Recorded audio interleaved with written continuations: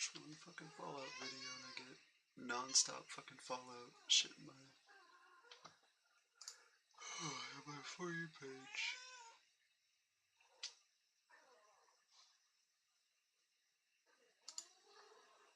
Listen to a fucking Fallout lore. One day while traveling down Highway 66, we find a side road leading west into the mountains. If we follow it, we arrive at a rusted chain link fence, and we discover Vault 94. Moving forward, we hop over a puddle to find a ruined bus. Inside the bus is a duffel bag on the ground and 2 locked suitcases. Just outside the vault entrance, we find signage, a few ruined shelters, and a couple of containers. The vault entrance is inside a cave. Above the cave entrance, we find the word welcome painted in white. But before we head inside, we find a security platform to the left. On our way there, we pass by a garden. Nothing much of interest growing in there anymore. Heading inside the security outpost, we find a skeleton in a chair wearing a vault suit. On the wall nearby is a first aid kit. On a desk is a terminal, and if we nudge the skeleton just right, we can flip him over to see the number 94 painted in gold on the back. When ready, we can read the exterior security terminal. Vault status normal. We find 3 entries in the first: security log, October 21st, 2077. User Tyrone Hayes, maintenance engineer. At 9:30 this morning, we received the decryption keys to unseal the new orders for Vault 94. The other members of the Vault staff completed their assignments and have departed for Vault-Tec University, leaving me here alone. As instructed, I contacted the invited residents, Pastor Salivar and her congregation, and informed them that Vault 94 is ready to receive them should the worst occur. Oh, so this was to be a vault for a church. And it looks like this vault was set up by students from Vault-Tec University. In the next one, security log, October 23rd, 2077, the day the bombs dropped. User Tyrone Hayes, maintenance engineer.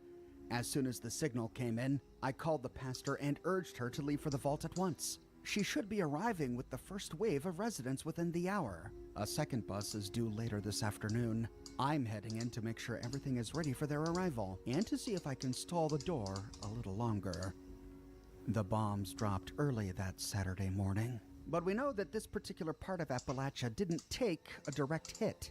I wonder then how much time the congregation had to get here before the nuclear fallout was so intense that they had to shut the door. And the last one, user log, October 24th, 2078, a year and a day after the bombs dropped. User Maria Collins, greeter. The vault reopened yesterday afternoon. Pastor Gabriella led us in prayer for the victims of the war, then gave her blessing to the ambassadors being sent forth on their missionary work. I volunteered to take a shift here to make sure any visitors who came by are properly welcomed to our community. I also hope to set up a garden so we can begin testing some of our crops next spring. We need to understand what the earth is still fit to nurture if our work is to be of use to the others. Oh, they opened the vault only a year after the bombs dropped. The skeleton lying in this chair must be that of Maria Collins, the greeter, and this must be the garden she made. Looks like she only got potatoes to grow. All we find left are wild potato blossoms. So it looks like Vault 94 sent out missionaries, or ambassadors, as they called them, and I think we already know what happened to them. We have found vault suit-clad skeletons all over the ruins of Appalachia. At Prickett's Fort in an outhouse, on the roof of a building at the Red Rocket gas station, at Harper's Ferry, sitting on a couch in one of the buildings, inside Dyer Chemical, shoved inside a filing cabinet on the roof, at the Sons of Dane compound, 2 at the Sunnytop ski lanes, both of which have been impaled on spikes, at Dolly Sod's Wilderness, again inside one of the outhouses, next to an ice cooler behind one of the shops in Monongah, inside Haven Church, in the corner of one of the classrooms. 2 of them lying within the ruins of Berkeley Springs. 1 in a bathtub in the upstairs bathroom of the Pumpkin House. Another in the balcony of the Southern Belle Motel. And the last one inside the palace of the Winding Path.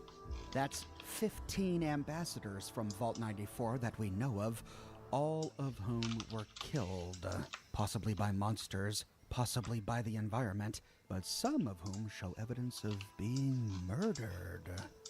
Why did Vault 94 open its doors? Why did they send out the ambassadors?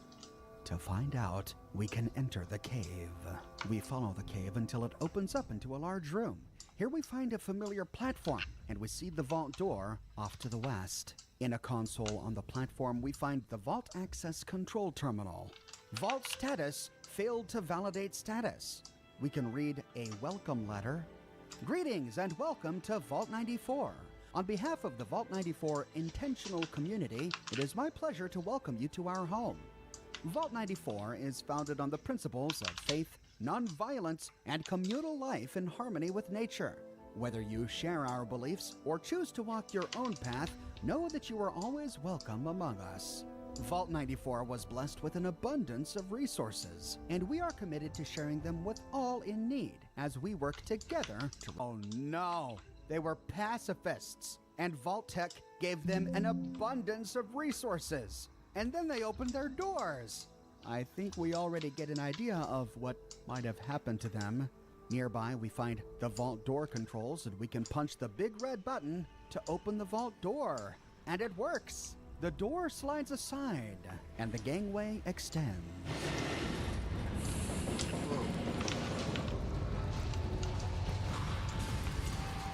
Before heading inside, we can explore this small entryway, and we notice that there's a lot of vegetation.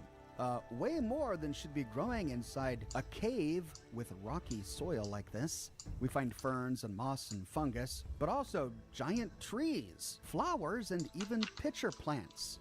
Buried in the dirt, we find one cooler, and on an earthen ledge overlooking the door, we find a skeleton clutching a caps stash. I managed to nudge the skeleton the wrong way and watched it slide down to disappear in the murky waters below. I wonder exactly how many skeletons are likewise hiding.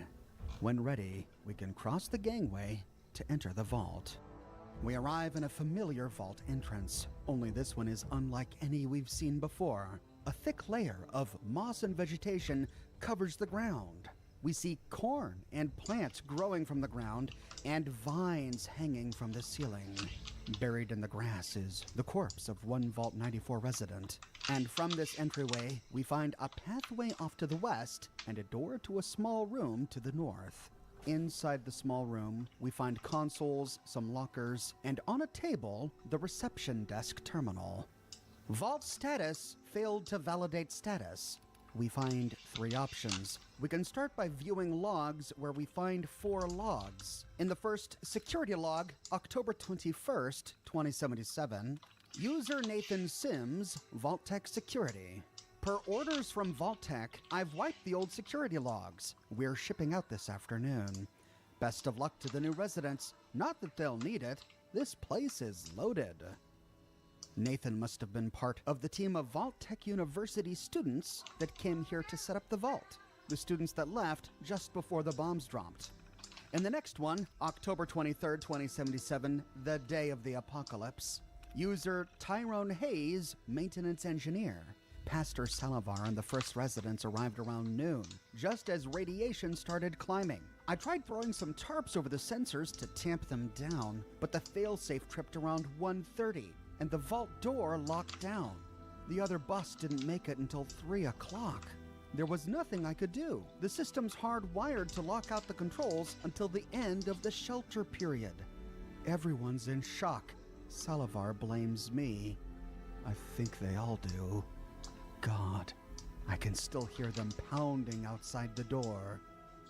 The bombs dropped early Saturday morning. The only member left from Vault-Tec here at the vault was Tyrone Hayes. Vault-Tec calls the residents, who pile into buses to enter their vault. One busload arrives at noon, only an hour and a half before the failsafe trips, and the door automatically shuts due to the high radiation levels. The second bus, which we saw just outside, arrived an hour and a half later. An hour and a half too late. Looks like only half of Reverend Salavar's congregation made it. Surely they couldn't have blamed Tyrone. It wasn't his fault. In the next one, reception log, October 28th, 2078, over a year later. User Mike Ramirez, usher. Pastor asked me to take charge of the office up here, set up a proper reception desk. Took me a couple of days to get the place cleaned up and install the lockers for a weapons check, but I think it's all in order now. Not expecting any visitors for a couple of weeks yet, but you never know. In the meantime, I've got plenty of time to work on my crosswords. And in the next one, November 20th, 2078. User Mike Ramirez, usher. First visitors showed up a little before noon today, right on schedule. Rough-looking bunch. Things must be real bad out there. They wanted to know who was in charge, so I sent them down to meet with the council. They blew right by the weapons check. Shame, after all the work I went through to set up the lockers. This date is almost a month after the last date we saw in the terminal just outside. But it's the last entry on this terminal, and both dates are close together. Why was there no one to enter a security log in the terminal outside after 2078? Why did Mike Ramirez stop entering his reception logs after 2078? These rough-looking visitors arrived on November 20th, but they didn't check their weapons. Did the vault residents not make them? But then again, how could they? It was a pacifist vault. What did these visitors do here? In the next one, Vault Door Controls, we find two options. Under Vault Door Control Instructions, we learn a little bit more about the automated system that closed the vault when radiation levels grew too high on the day of the apocalypse. Refer to your Vault-Tec security manual for complete operating instructions. The following special instructions supersede the indicated paragraphs for this vault only. 16.2.2.7 Automatic Closure. The Vault 94 vault door has been linked to the vault's external radiation sensors. The door will automatically close once radiation outside the vault reaches levels consistent with a significant nuclear event. Once closed, the door cannot be reopened by any means until the mandatory 1-year shelter period has elapsed. So that's why it was almost a year before they opened the vault. Vault-Tec had a pre-programmed mandatory 1-year shelter period. Would these residents have opened the vault door earlier if they could have? Even opening it a year after the bombs dropped seems pretty reckless to me. 16.2.7.1 Vault Door Access Interface.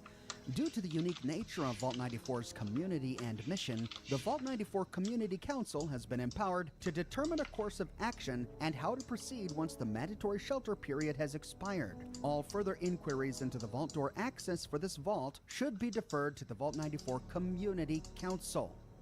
So, Vault-Tec didn't open the door after the year. The Community Council did. This community council apparently agreed to open the door only a year after the apocalypse. Backing out, we can try to open the vault door from here, but we read failure. Error. Due to the current state of emergency, vault door controls have been overridden by the emergency management system. Well, exactly what kind of emergency happened here? Backing out, we can learn more about this emergency management system. Welcome to the Vault 94 Emergency Management System. Please review all documentation and become familiar with all operational procedures and protocols prior to interfacing and activating the system. We find 3 options. In the first, Alert Notification. The Emergency Management System has detected multiple complications and has issued a declaration of emergency. A Vault-Tec certified emergency response team has been activated and is en route.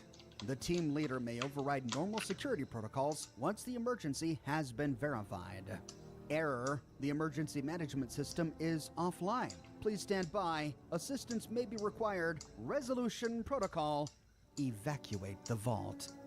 From the look of things, few people were able to evacuate the vault. There was that skeleton outside the door clutching a cap stash, but he wasn't wearing a vault suit. However, the one on this side of the door in the grass was. Backing out of Alert Notification, we can read Emergency Management System Documentation. We find 5 options. In the first, Overview. Congratulations! Your vault has been equipped with the latest automated emergency response technology, the Vault-Tec Emergency Management System. The Emergency Management System is a comprehensive database of automated contingency protocols developed to assist overseers, vault residents, and, when/if available, certified Vault-Tec emergency responders in identifying, diagnosing, and resolving a wide array of potential emergency situations. In the next one, using the Emergency Management System, in the unlikely event of an emergency, your Vault mainframe will automatically assess the situation and select an appropriate error resolution protocol from the Emergency Management System database. Populated by thousands of programs submitted by Vault-Tec University's talented undergraduate students, your database holds the solution to any problem. Wait, they were submitted by undergraduates?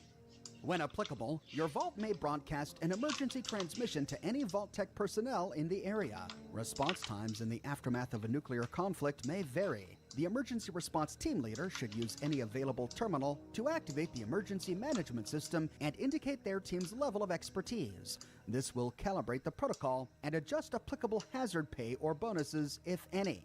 Thereafter, simply follow the audible instructions from the Vault mainframe. The mainframe will continually monitor the situation and introduce additional contingencies as required. Backing out, we find 3 example protocols which were submitted by these same Vault-Tec University undergraduates. In the first, example protocol catastrophic flooding. Summary protocol, locate, seal, or repair rupture. Protocol method unavailable. Activate emergency flood control procedure K52. Student developer Kylie Yates. Developer notes, this protocol identifies the safest route through the vault, assesses the flooding in each successive section along this route, and directs repairs as needed to drain them and allow the team to proceed. Secondary protocols address contingencies including pump, reactor, and structural failure, ventilation issues, and resident evacuation. Professor E. DeMarcos, grade B+, remarks, a competent protocol that appropriately handles most major contingencies. Notable flaws include an overly cautious pathing algorithm, simulations suggest unnecessarily circuitous route selection, a tendency to overstress flood control pumps with excessive drainage, and an inability to reset the pumps automatically. So looks like equipping this vault with the procedures it needed to survive an emergency was itself part of a class at Vault-Tec University. These guys got a B+. That's great. We can only hope the others did as well. In the next example protocol, nuclear incident. Summary protocol, proceed to the operations center. Identify the source of the radiation. Neutralize the threat. Student developer, Ted Michaels. Developer notes, this protocol relies on the vault's internal sensors to sample radioactive isotopes at multiple points, then applies a gradient heuristic to identify the source of the radiation and propose a resolution. Supported radiation sources include nuclear detonation, external or internal, fusion core cascade failures, reactors, and a GEC. Professor E. DeMarcos, grade C, remarks, adequate but uninspired work for a 100-level course. While generally successful at basic containment, this protocol fails to address potential secondary contingencies and may leave the emergency response team without sufficient guidance to address them. In particular, its inability to override security seals of Class 3 or above may prove problematic if the source of the radiation is in a secure area. Still no worse than all the other student submissions for this error code. Well, I guess if it's the best of a bad bunch, we'll go ahead and put it in an active vault anyway, right? Wonderful, Vault-Tec. And in the last one, example protocol, containment breach. Summary protocol, protocol method unavailable. Activate emergency flooding procedures M9. Evacuate the vault. Student developer, Jim Lanning. Developer notes, none. Oh, okay. Well, we'll skip right to the evaluation. Professor E. DeMarcos, grade F, remarks, this program does not crash immediately. Regrettably, that this is its only positive characteristic. While completely flooding a vault would doubtless be effective at dealing with containment breach of the vault seals, or virtually anything else, the extreme and potentially irreversible nature of this solution should have made it a last resort. Instead, this protocol opts for it immediately. It then fails to provide sufficient time for Vault residents to evacuate, fails to safely shut down Vault systems or override safeguards that could impede the evacuation, and fails to verify that bulkhead doors located along the evacuation route are even open. An evacuation might be successful if the residents aggressively damage the flood control system to delay the procedure, but Vault-Tec does not typically encourage residents to destroy their vault. Unfortunately, this is the only extant submission for this particular error code. Recommend soliciting a replacement from this false class. They used it anyway! In the event of a containment breach, this vault is programmed to flood itself. Great! Backing out of documentation, we can try to activate the emergency management system, but we read the same error code. Error. Only Vault-Tec certified emergency response team leaders are authorized to activate this system. Error. Hazard pay is dependent on system code errors 0v13 0x0-0 by 1f1. I should note at this time that the Vault 94 we get to explore today is very different from the vault that was first released. Vault 94 was initially intended to be a team-based dungeon, whereby residents from Vault 76, i.e. you and I, would pick up the emergency signal and act as Vault-Tec certified emergency response team leaders to try to navigate through all of the protocols we just read about, the catastrophic flooding, the nuclear incident, the containment breach, and fix them. But this version of the vault was removed, and Vault 94 was then repurposed to be the standalone vault that we can explore today. I'm glad, however, that they left the vestiges of that previous system, if in lore only, that we can explore in these terminals. We find the lockers that we read about in the terminal and the words weapon check directly above them, but they're empty. Of course they are. The last visitors we read about blew past the weapons check and likely didn't leave any weapons. Heading out of weapons check, we can move through the big door and down a staircase. We arrive in a large room filled with Mirelurks.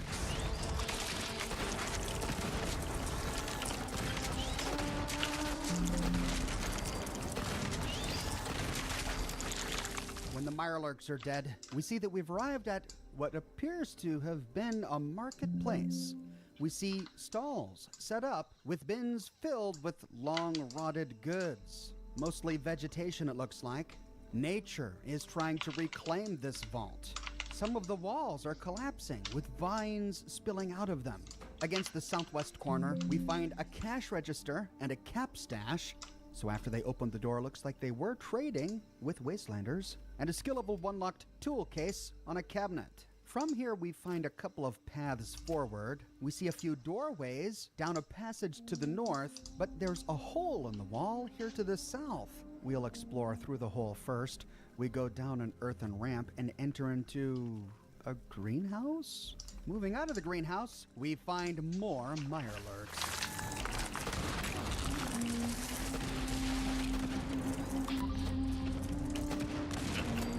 Instead, we can explore the greenhouse. We came out in greenhouses 1 and just outside.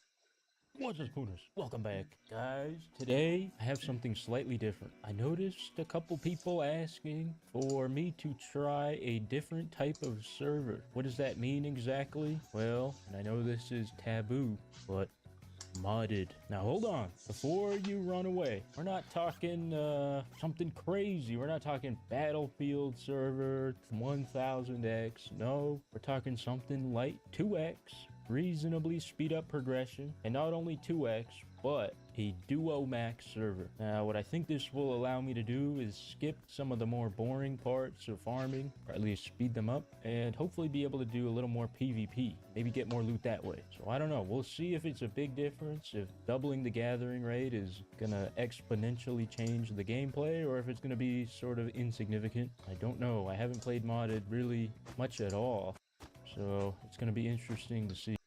Before we get into it, guys, make sure to check out Gamer Soap. We're back, packing the orders. Appreciate it. Check it out if you're interested. Monkey Clothing, we got a lot of good stuff on there. Upgraded garment qualities, you will not be disappointed. And maybe check out the Spoon Kid Rust servers too. In fact, my servers are 2x as well, with a lot of quality of life. But mine have different group size limits, so today I will not be playing on mine, among other reasons. Don't want to get recognized. Let's get into it. Okay, jackhammer out of the toolbox. Gotta say, that's a little something. I have 20 sewing kit. This might be a little more than 2x. I don't know. I mean, it says 2x, but this feels maybe a little better.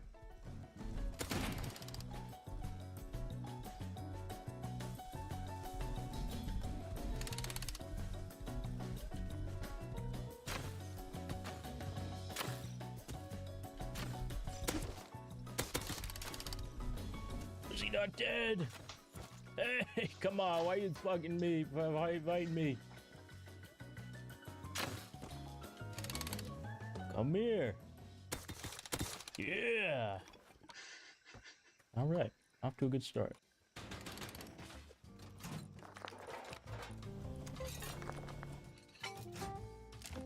Ten beans? What the fuck kind of 2x is that?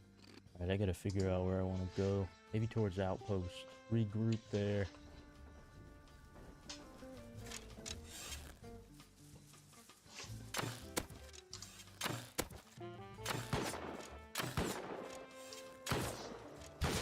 Fuck! Oh my god, I should have had that. Wait a minute. This server has a shop. You get $10 every hour. I have no dollars. I'm starting to think this is more than 2x. You can just buy an L9.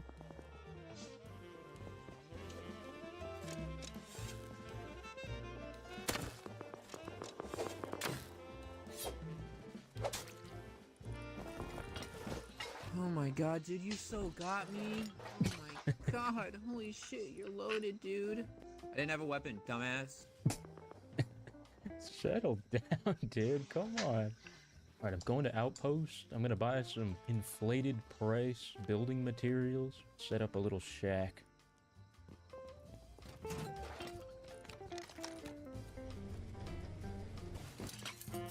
Alright guys, it's time to make some purchases.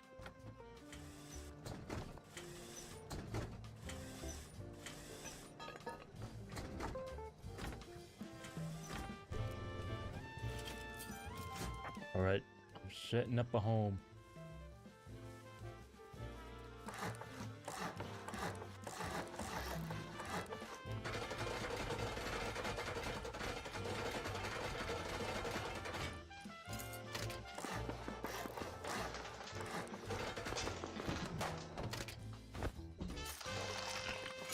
Alright, base is here. I heard a sap outside. I'm gonna see what's going on. The server automatically unlocks the tier 1 BP, so I was able to make a revolver right off the bat. Damn. Watch out, there's that many guys and Tommy guys right ahead of you.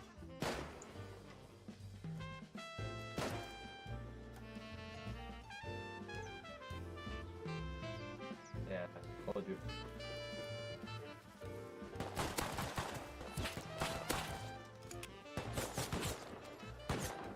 Oh, fuck, I got caught in the middle of that.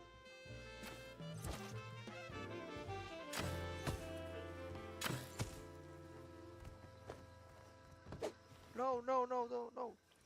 This guy not friendly. You fucking hate this guy. Fuck you. Not friendly, bro. Not friendly, bro. Fuck yeah. Let's go. I'm friendly. I'm gonna get a bunch of external bags down.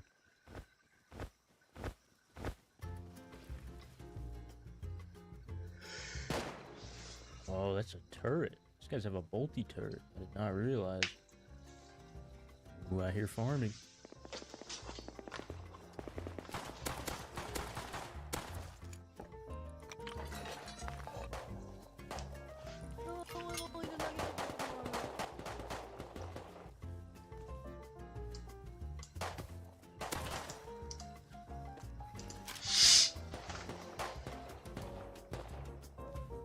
Who shot me? That's not Sigma.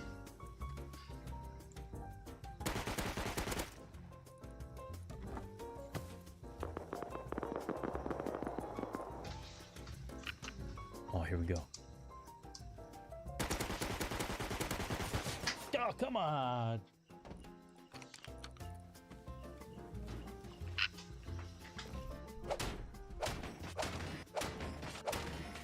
Alright guys, this is what like 1 minute of barrel farming looks like. I'm gonna recycle and get some smoke grenades, get a bunch of revolvers, and eventually I'll make a big play, I think. That's my plan.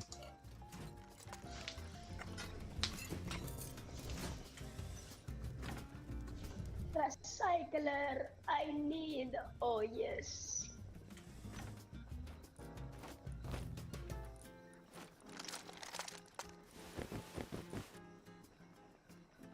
Alright guys, look at this. I'm ready to throw my body at fights until something happens. I could just farm the road for like 20 minutes and get probably a tier 3, but what's the fun in that, you know? I want to take it from somebody.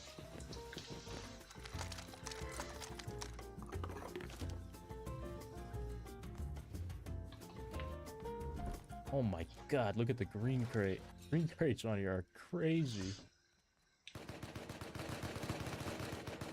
Shit.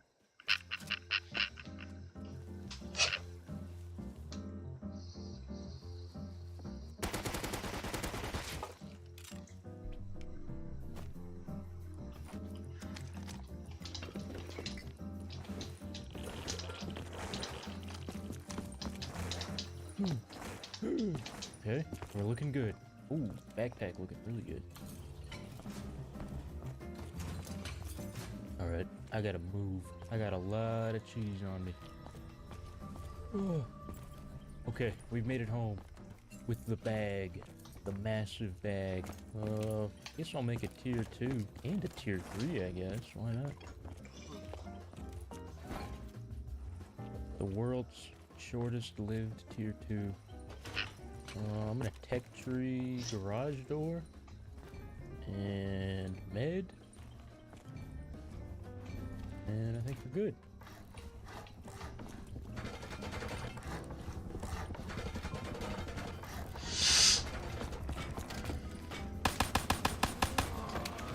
Alright, what now?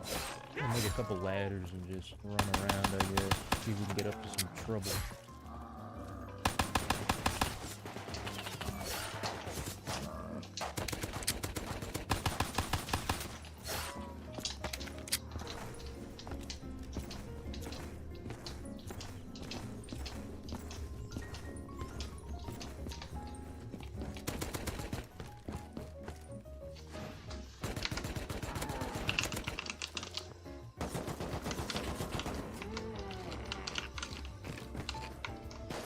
Ooh. Fuck, man. Oh, man, I could have laddered it up. Actually, they're not very far. Maybe I go back. Why not? One more shot. See what happens.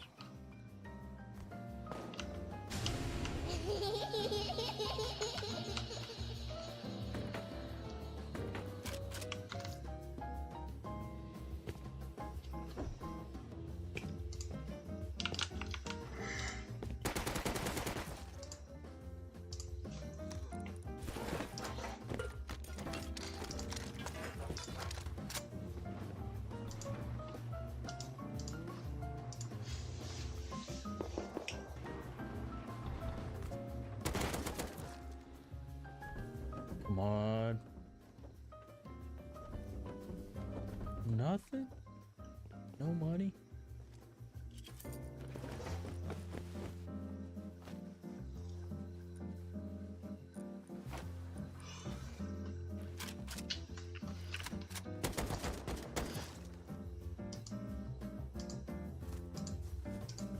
Come on.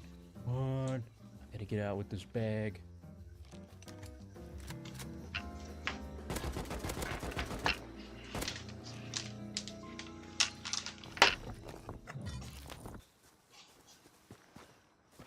What? There's just a mini over there. I'm gonna depot and then investigate.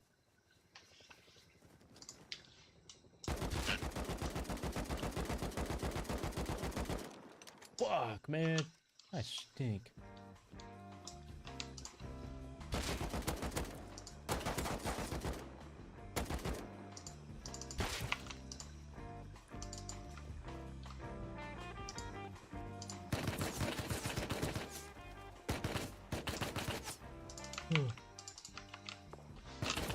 Oh, there's another one! Come on!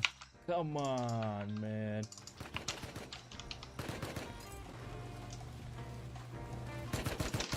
Oh, oh, so close, man.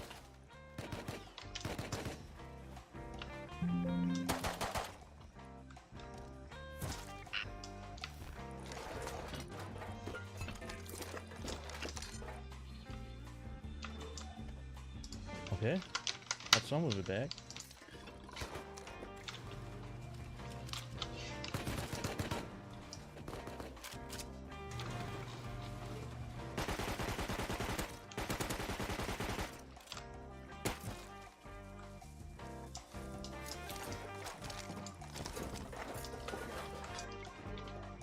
Okay, I think that's the rest of it.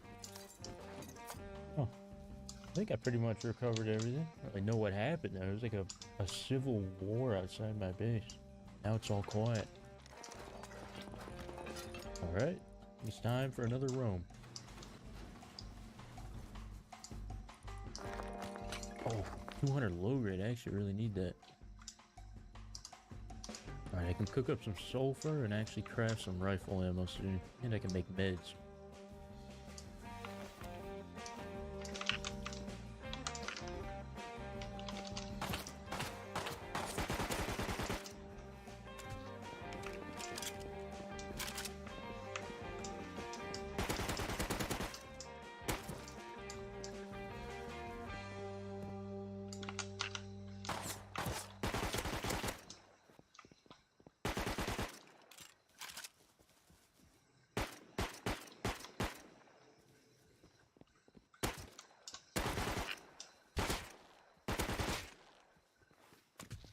Guy almost got me.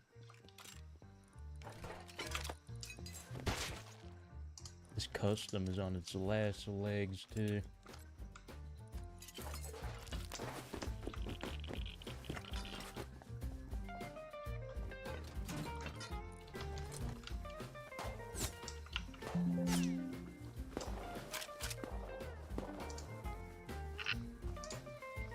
Alright, this guy's roof camping with a SAR. I gotta make a move.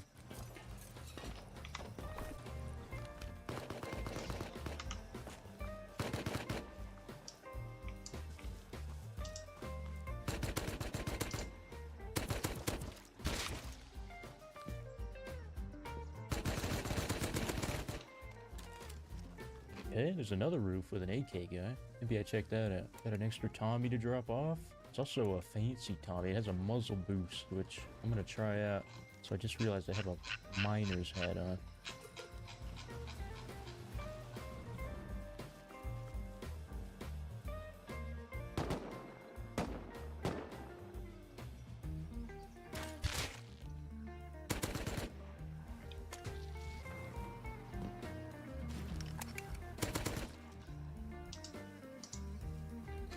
Gotta back up to eat some mushrooms.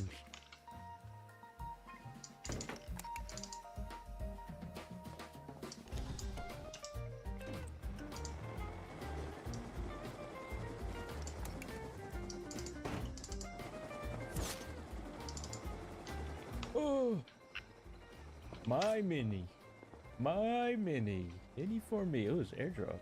My airdrop.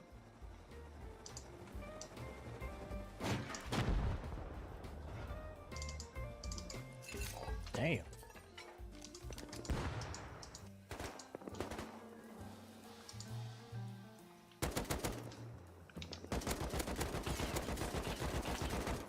Oh. That mini was short-lived, as was the rest of the loot.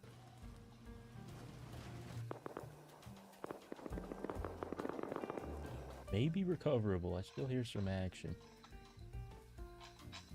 Oh, they didn't get my body. I'm out of here, man. It's actually like a solid amount of raid supplies. I can do some damage with that. You know what? I'm thinking of doing something foolish. Something potentially stupid, but why not? I think I'm gonna try and buy a mini and go to cargo. Oh, actually, never mind. As I said that, the last crate disappeared, so I think I'm a little too late. Maybe I can go large oil.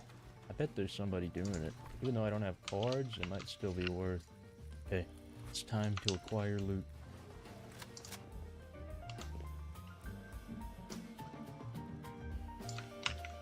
Okay, hopefully there's enough low grade to take me to large. The hell? There's 3 airdrops in 2 different spots.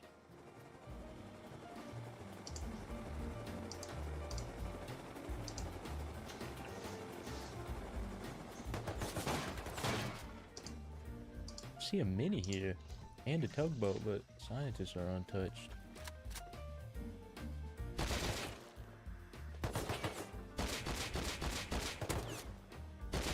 So I guess all the AI is bugged on here. Oh, they got a recycler here. It's nice.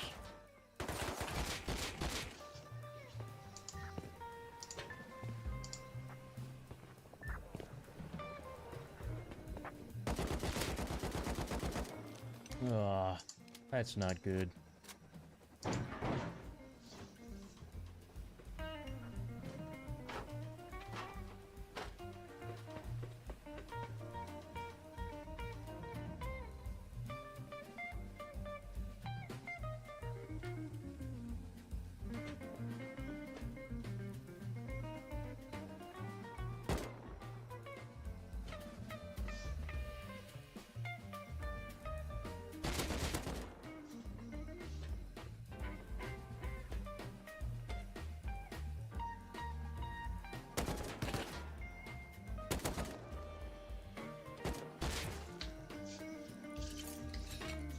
Okay, there you go. And they brought me the card. How generous.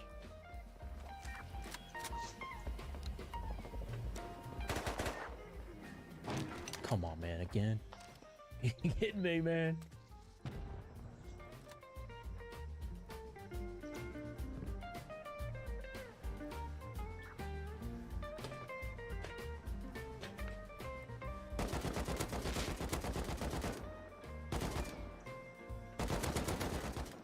Oh, let's go.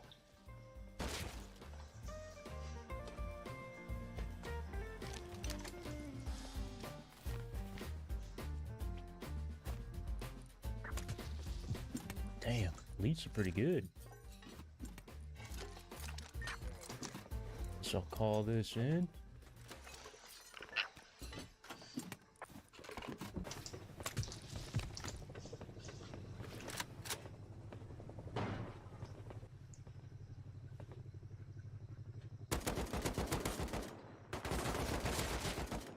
Dude, another one. Holy shit.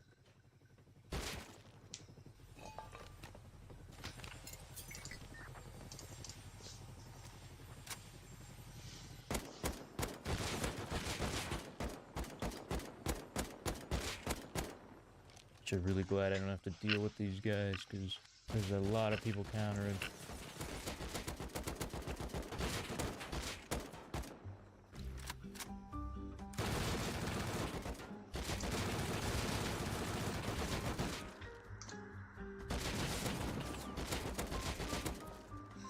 I wonder if they changed the heavy loot table. I can't tell. No, I think it's the same.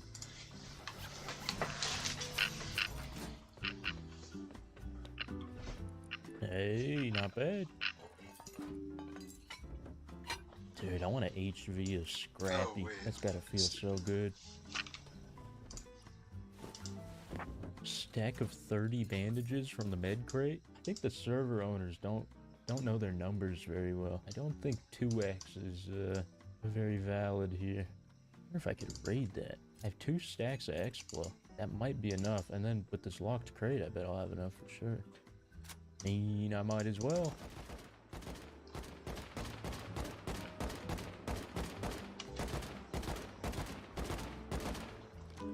Okay, it's broken.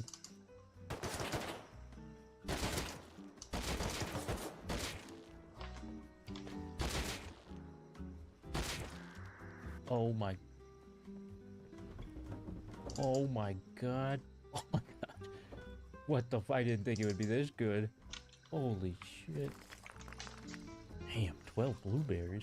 It's like the most exciting loot I've seen. So that must have been like their main base, I guess. I don't even know what to do with that kind of loot. I mean, supply signals alone, I have 8. I guess I could just come back here and use them. Oh Mini coming.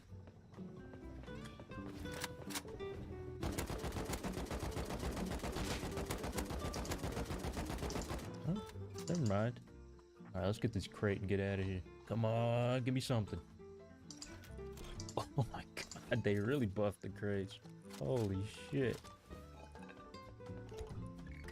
Well guys, it's time to bounce. With the most loot I've ever seen. I mean, it is modded, but even within the parameters of this server, I think it's still a crazy amount of loot. I guess I'll just spend a little time building up my base. Make it, like, defendable, if I even still have a base. And then I don't even know, go somewhere to call these in. Get a ton of boom, and we will be set for a while, I think.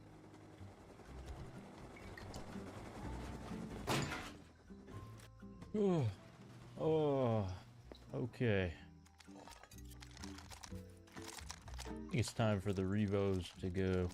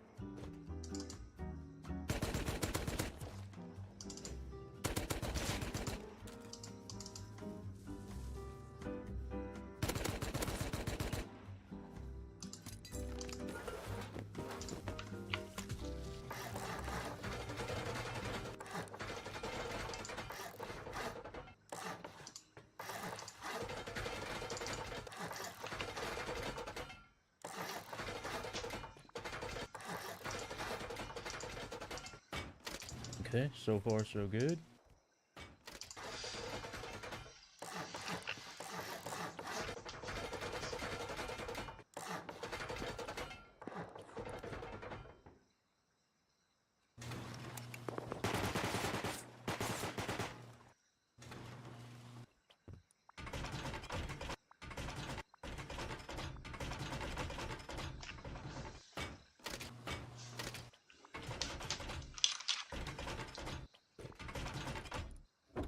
Alright, I'm gonna tech tree boom, just in case.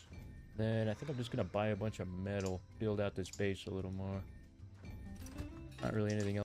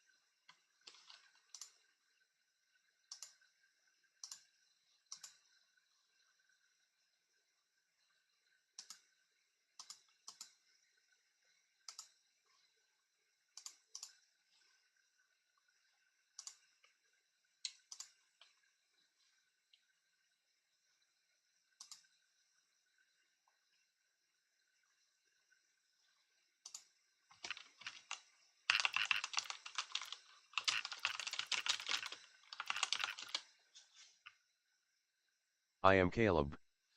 Said. Hello, this is a test.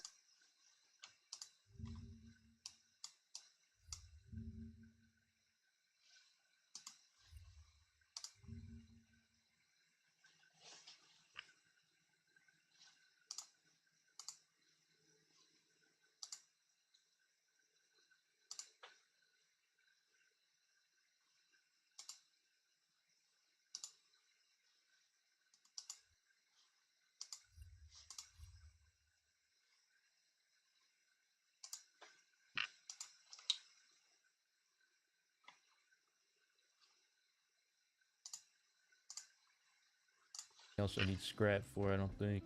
Alright, base is looking not bad. You know what, let me throw the shop front on the top. On the front, rather. Oh my god, I did not think people would be here. What the fuck, man? Fuck, that's all my scrap. I needed that. Man.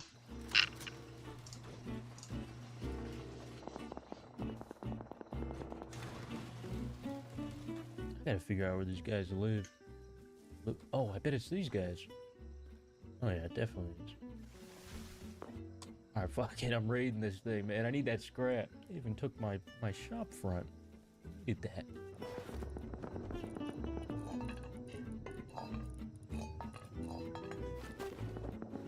Alright, I'm going in. Oh, maybe I can raid from the power line. That would be kind of awesome. Well, maybe I just raid from like here.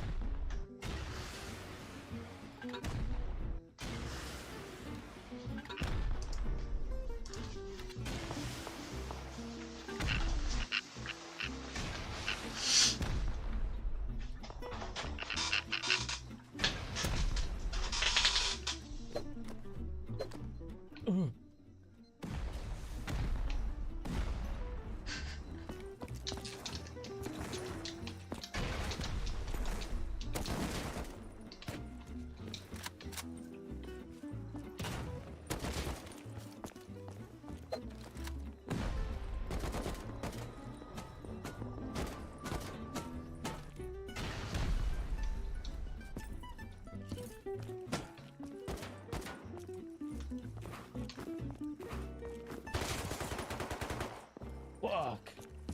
You gotta be kidding me there. Maybe I can get back in time?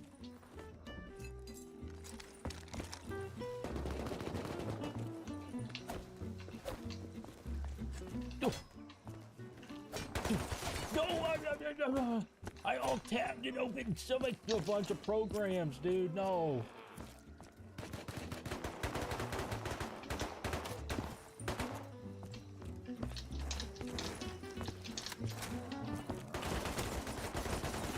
Oh my god, dude. Shit. Fuck, it's over. Oh, come on, man. Come on. Alright, what are you gonna do? What can be done about that, huh?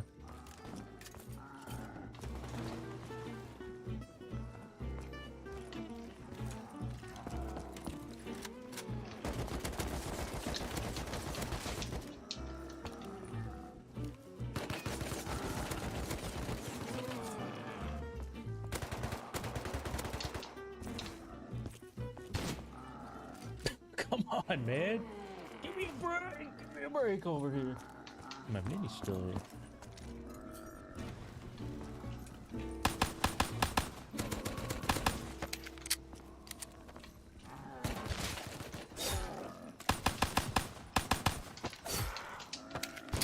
Oh my god. Dude, this is so brutal. What is happening? It's getting destroyed. Alright, I gotta get out of here. I gotta get back to oil, man. That's where I belong. I hate this place. Alright, I'm thinking I just go to oil, call in all these airdrops, and, you know, go from there. I do not like being on land. It's a lot more stressful.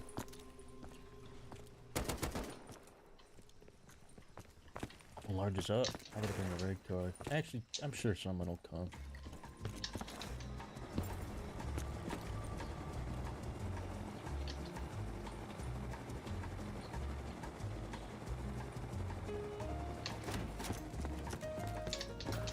Okay, I think we're the only ones here.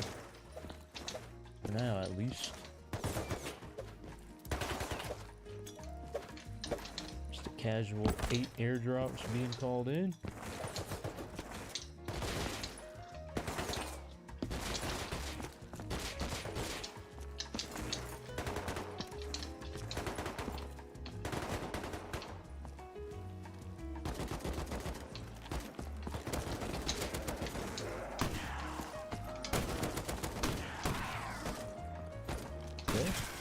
Hey, what are you doing, man? What?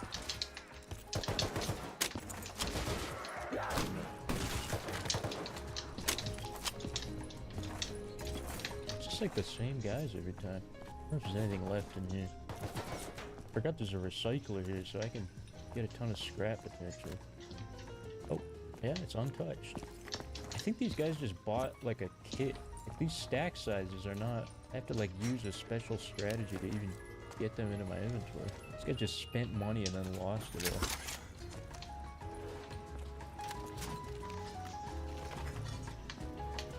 You know, there's a lot of airdrops. I think they collided. Some of them were like falling into each other. Alright. Loot from 8 airdrops on the 2x server. Let's see it.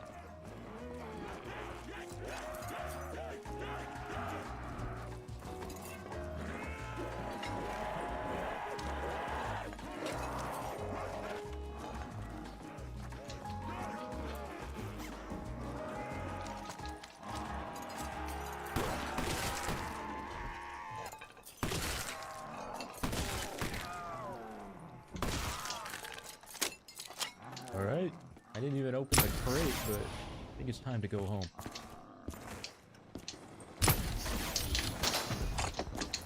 Oh shit. Oh, just in time. And they bombed their mini. Come on. Please nobody camp in my base.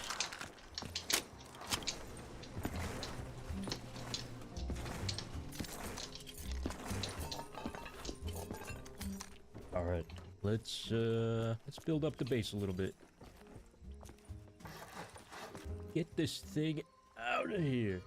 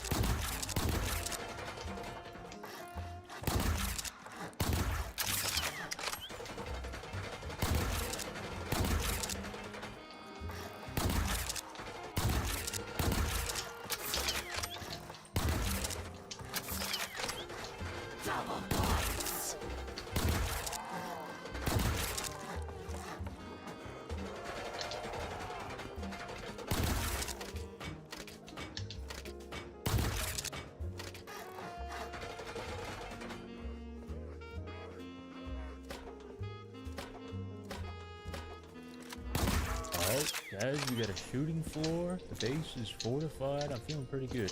I'm pretty happy. Question is, what do we do now? I'm thinking maybe see where we're at with raiding our neighbor. Okay, I think I'm gonna go do a different raid. I flew over a couple bases that piqued my interest, to say the least. And since I still have this mini, I figure I might as well put it to use. Look for a different raid.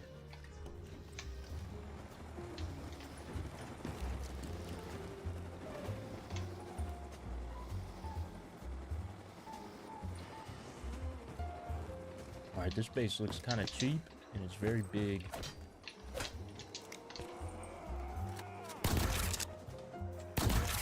Okay, this base might just be free to raid. Hey.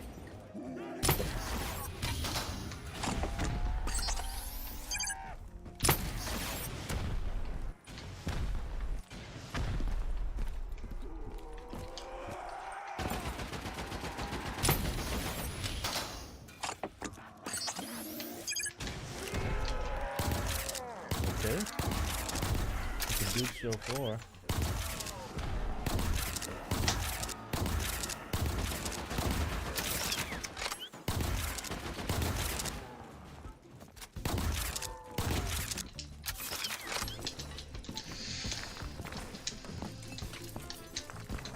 Okay. A little disappointing, but not bad. Honestly, pretty good for sulfur and whatnot.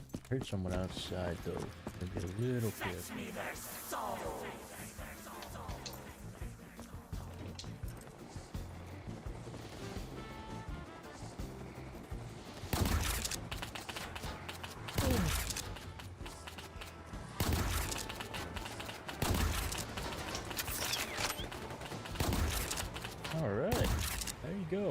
We need that charcoal. 'Cause now we can make our sulfur into more boom. We didn't use. I guess we'll use most of it, but 8 rockets, not that bad.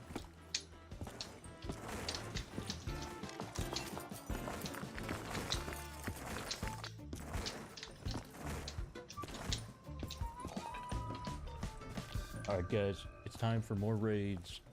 This time I'm stepping up my game, looking for something even bigger. Now let all this cook, I need more charcoal. We have enough sulfur to make probably like 30 more rockets if we want. So I figure while I wait, I might as well raid for more charcoal. Alright, I gotta find something big, something huge, and preferably without turrets. Okay, definitely a contender, that's a big base. Let's see what else we got around here. See if sulfur core is taken, maybe someone up there. Okay, an attack chopper next to the sulfur core. Definitely enticing.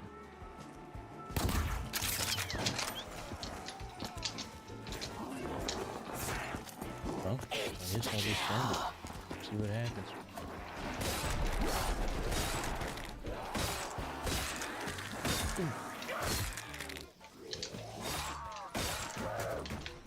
God damn. Okay, it's like unfinished. I don't know which way's down, but guess we'll see.